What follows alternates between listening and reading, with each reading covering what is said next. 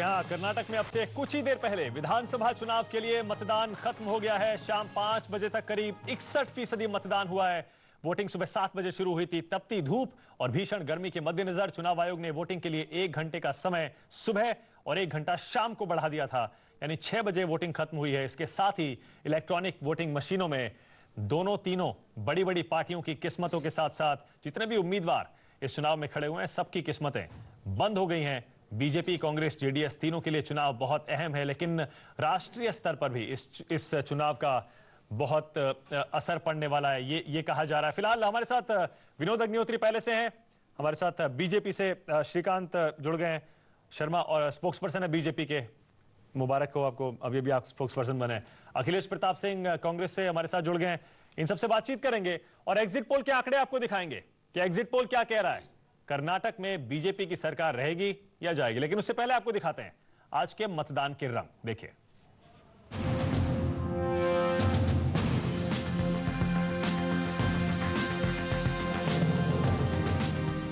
कर्नाटक के सियासी घमासान में तलवारें भी नजर आईं और लाठी डंडे भी।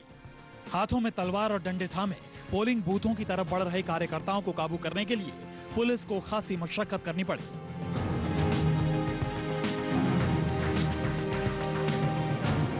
गनीमत ये रही कि इक्का दुक्का झड़पों को छोड़कर वोटिंग के दौरान कोई अप्रिय घटना नहीं घटी। शाम करीब 6 बजे मतदान खत्म हो गया और इसके साथ ही ईवीएम में कैद हो गई कर्नाटक के सियासी दिग्गजों की तकदीर। विधानसभा के चुनावी समर में इस बार 2948 उम्मीदवारों की तकदीर दांव पर है। इनमें से 170 महिलाएं हैं। करीब 4.5 करोड़ वोटरों ने ईवीएम में कैद कर दिया है अपना फैसला। कर्नाटक में वोटों की गिनती तो 8 मई को होगी, लेकिन न्यूज 24 पर कुछ पलों में सस्पेंस से पर्दा उठने वाला है कि कर्नाटक में किसका होगा राज। कुछ ही देर में हम आपको बताएंगे कि कर्नाटक में कौन सी पार्टी कैसे और किन हालात में बना सकती है सरकार। क्या दोबारा सत्ता में लौटेगी बीजेपी या इस बार कांग्रेस के हाथ आएगी सत्ता की चाबी। कांग्रेस एक ही पार्टी को देख रही है जो राष्ट्रीय पार्टी है, जो त्याग बलिदान की पार्टी है, वो कांग्रेस पार्टी है। इसलिए लोग तो कांग्रेस को वोट दे रहे हैं और कांग्रेस को वो कर्नाटक में लाना चाहते हैं और कांग्रेस के ऊपर बहुत बड़ी जिम्मेवारी आने वाली है। न्यूज 24 के एग्जिट पोल में कुछ ही देर बाद होने वाला है यह खुलासा कि इस बार के विधानसभा चुनाव में कौन हो सकता है कर्नाटक का सबसे बड़ा खिलाड़ी। हम आपको बताएंगे कि बीजेपी के बागी बीएस येदियुरप्पा कैसे बिगाड़ सकते हैं बीजेपी का गणित। दरअसल कर्नाटक चुनाव में बीजेपी की साख दांव पर है। लिंगायत समुदाय के नेता येदियुरप्पा के बीजेपी से अलग होने के बाद पार्टी के वोट बैंक पर असर पड़ सकता है। नॉर्थ कर्नाटक के 12 जिलों में 95 विधानसभा सीटों पर लिंगायत वोट निर्णायक भूमिका निभाते हैं। पूर्व सीएम बीएस येदियुरप्पा लिंगायत समुदाय के बड़े नेता माने जाते हैं। बीजेपी ने उनके मुकाबले में लिंगायत नेता और मौजूदा सीएम जगदीश शेट्टार पर दांव लगाया है। देखना दिलचस्प होगा कि ऊंट किस करवट बैठेगा। न्यूज 24 के एग्जिट पोल में आपके सामने होगा येदियुरप्पा और जगदीश शेट्टार का रिपोर्ट कार्ड। बतौर मुख्यमंत्री कौन सा लीडर है मतदाताओं की पहली पसंद और किस नेता को इस बार वोटर कर सकते हैं रिजेक्ट। न्यूज 24 के एग्जिट पोल में कुछ ही देर में आपके सामने होंगे कर्नाटक में नए सियासी समीकरण। Bureau report, news 24। यहां न्यूज 24 टुडेस चाणक्य का एग्जिट पोल अब आपके सामने हम रखने जा रहे हैं। कर्नाटक में विधानसभा चुनाव के लिए वोटिंग खत्म हो चुकी है। एग्जिट पोल के आंकड़े हमें मिलने शुरू हो गए हैं, लेकिन आपको ये आंकड़े दिखाने से पहले बता देते हैं कि ये एग्जिट पोल के आंकड़े हैं। इनसे सिर्फ एक अंदाजा लग सकता है कि कर्नाटक में हवा किस तरफ बह रही है, सिर्फ एक अंदाजा। असली वोटों की गिनती 8 तारीख को होनी है। चलिए आंकड़े शुरू करते हैं। सबसे पहले आपको बताते हैं बेस्ट सीएम कैंडिडेट कर्नाटक में कौन है। ये देखिए जो नतीजे आए हैं एग्जिट पोल के आपके सामने। जगदीश शेट्टार बीजेपी के मुख्यमंत्री सिर्फ 11%, येदियुरप्पा 16% और जेडीएस के एचडी कुमारस्वामी देखिए 18%। यानी बीजेपी वर्तमान मुख्यमंत्री जगदीश शेट्टार इस मामले में सबसे पीछे। येदियुरप्पा जो कि बीजेपी के पहले मुख्यमंत्री थे कर्नाटक में 16% और उनसे भी आगे जेडीएस के एचडी कुमारस्वामी 18% के साथ। और ये देखिए सिद्धरमैया साहब हैं कांग्रेस के, 10% लोगों ने इन्हें अपनी पहली पसंद बताया है मुख्यमंत्री के तौर पर। और ये देखिए वीरप्पा मोइली साहब जो कि कांग्रेस के राष्ट्रीय नेता हैं, 21% लोगों ने वीरप्पा मोइली साहब को अपनी पहली पसंद बताया है। और जी परमेश्वर कांग्रेस के 16%, यानी कि देखिए ज्यादा कैंडिडेट कांग्रेस के ही हैं। 3 कैंडिडेट ऐसे हैं जिनको बड़ा बड़ा आंकड़ा मिला है। आपको फिर से बता दें, विधानसभा चुनाव में वोट डालने के बाद जब मतदाता मतदान केंद्र से बाहर निकलते हैं, उनसे बातचीत के आधार पर एग्जिट पोल के ये आंकड़े तैयार किए जाते हैं। सबसे पहले आप इसे पूछूंगा मैं, श्रीकांत शर्मा जी, आपको हैरानी हो रही है एग्जिट पोल के आंकड़े देखकर?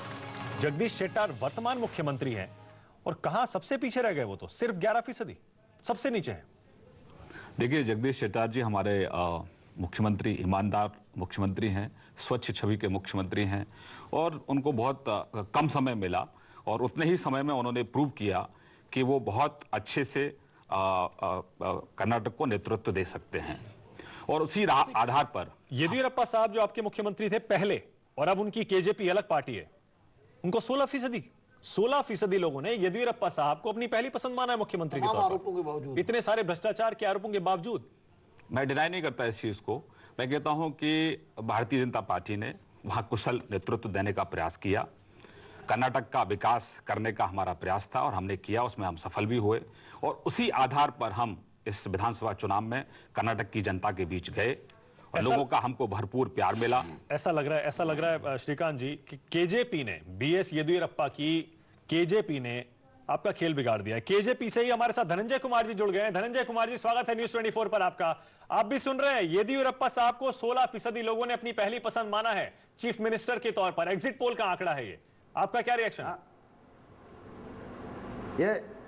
ये सहज है, क्योंकि येदियुरप्पा जैसे कोई और नेता कर्नाटका की पूरा राजनीतिक क्षेत्र के अंदर आपको नहीं मिलेगा।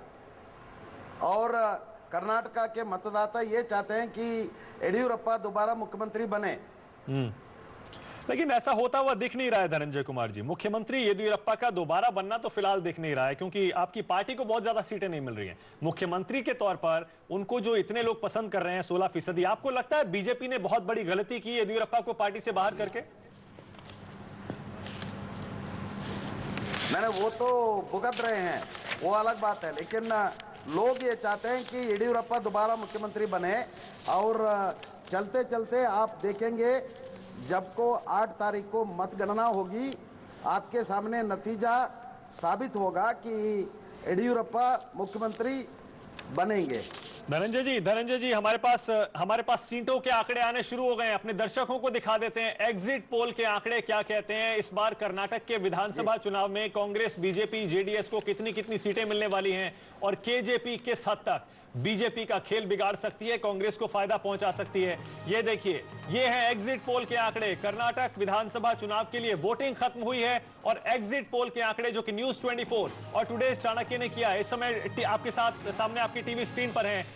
बीजेपी सिर्फ 38 सीटें, बीजेपी, हैरानी की बात है, सिर्फ 38 सीटें मिल रही हैं न्यूज़ 24 और टुडेज चाणक्य के इस एग्जिट पोल में। बीजेपी को 2008 में 110 सीटें मिली थी बीजेपी को, जो आंकड़ा बढ़ाकर बीजेपी ने 121 कर लिया था बाद में। कांग्रेस 132 सीटों के साथ एग्जिट पोल के आंकड़ों के मुताबिक कांग्रेस 132 सीटों के साथ कर्नाटक में अगली सरकार बनाने जा रही है, जबकि जेडीएस 38 सीटें लेने वाली है इस बार के चुनाव में।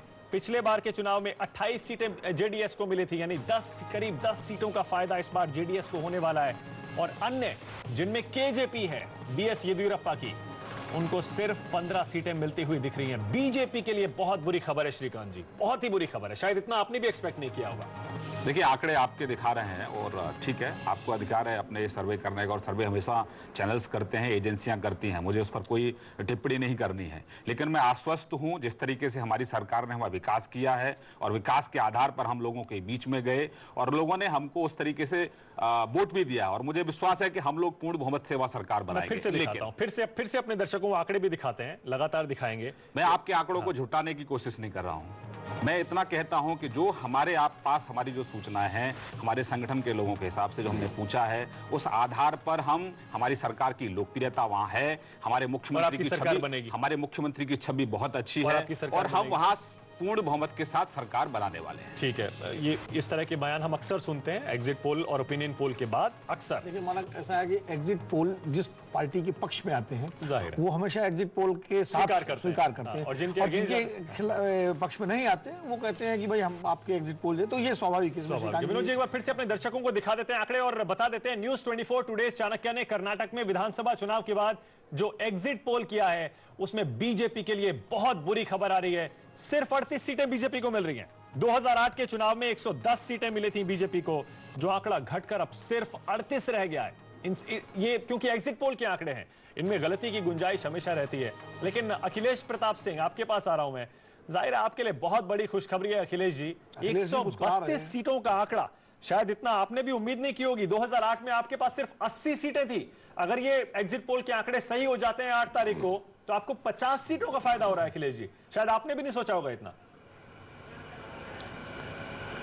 नहीं, मैं आपको स्मरण दिलाऊं कि सीटें हमारी भले 80 थी और बीजेपी की 110, लेकिन परसेंटेज ऑफ वोट 1% ज्यादा मेरा बीजेपी से था। अब कुछ जगह ऐसी टेक्निकल वोटिंग हुई कि उनकी सीटें बढ़ गई थी। हम पहले भी उनसे 19 नहीं थे परसेंटेज ऑफ वोट में, और पिछले 5 वर्षों से आप देखें, चाहे कर्नाटक हो, चाहे गुजरात हो, चाहे दिल्ली हो, चाहे उत्तराखंड हो, बीजेपी सिर्फ अपने में फाइट करती रही। आज भी दिल्ली में है, तो हम पहले से मजबूत थे वहाँ, ऐसा नहीं है, पहले से मजबूत थे। ठीक है, इस बार कुछ ज्यादा। अखिलेश जी सिर्फ एक आंकड़ा देना चाहता हूँ। अखिलेश जी एक सेकंड, हमारे अखिलेश जी सिर्फ एक आंकड़ा देना चाहता हूँ। 1999 में आपकी 132 सीटें थी कर्नाटक में, 2004 में 65 हो गई और 2008 में आपने थोड़ा सा ग्राउंड रिकवर किया था, 80 सीटें हो गई थी। तो उस लिहाज से देखें तो आपका गिरता हुआ ग्राफ बहुत जबरदस्त तरीके से इस बार उछलने वाला है। एक बार दर्शकों को फिर से आंकड़े दिखा रहे हैं। न्यूज 24 टुडेज चाणक्य का एग्जिट पोल कर्नाटक विधानसभा चुनाव के बारे में यह कहता है कि बीजेपी 110 सीटों से सिर्फ 38 सीटों पर आकर रुक सकती है, +-7। कांग्रेस 132 सीटों के साथ कर्नाटक में सरकार बनाने जा रही है एग्जिट पोल के आंकड़ों के मुताबिक। इन आंकड़ों पर पुष्टि या मोहर सिर्फ 8 तारीख को ही लग सकती है। उसी दिन साबित होगा कि ये सही है या गलत है आंकड़े। जेडीएस को 38 सीटें मिल रही हैं +-7, और ये देखिए अन्य को 15 सीटें मिल रही हैं, जिनमें बताया जा रहा है 7 सीटें केजेपी की हैं। यानी